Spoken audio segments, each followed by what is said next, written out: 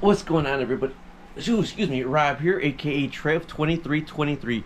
If you are going to build a battery, let me tell you this. If you are going to build a battery, that's a 16S LG Chempact battery. 16S LG Chempact battery.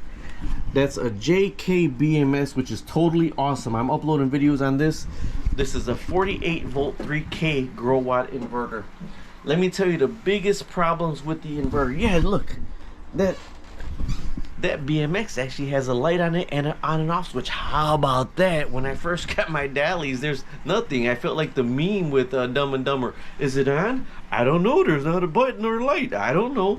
Okay, so the one thing I'm going to tell you before building these is this right here is actually battery cable right here. My main cables from the battery are battery cable.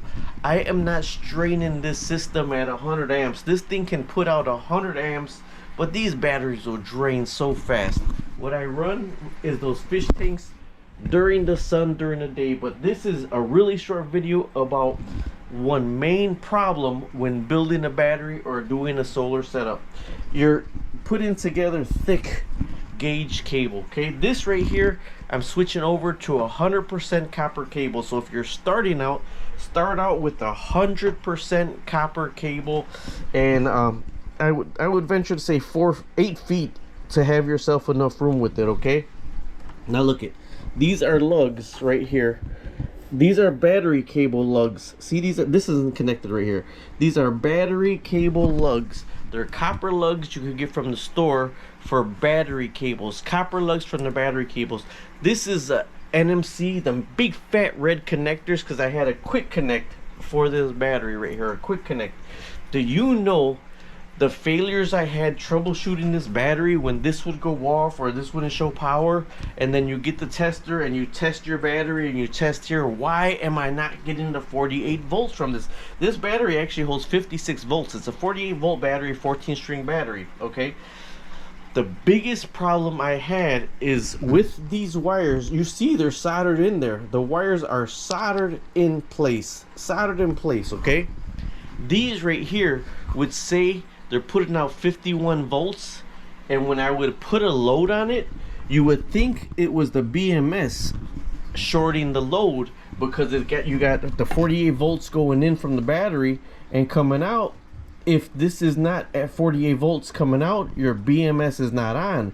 But if you're getting 48 volts right here and you're not getting 48 volts right here, I would this is my problem. When I would connect the ground to the grow watt, it would go down to 12 volts, 20 volts. Okay, but if I would test the negative from out of the BMS to the positive of the grow watt, connected already with not connected to here, I would get 51 volts.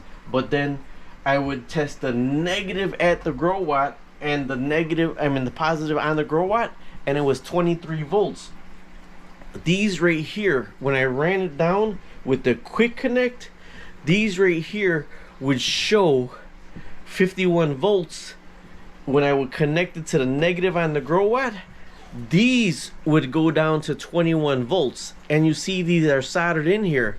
You know what the thing is?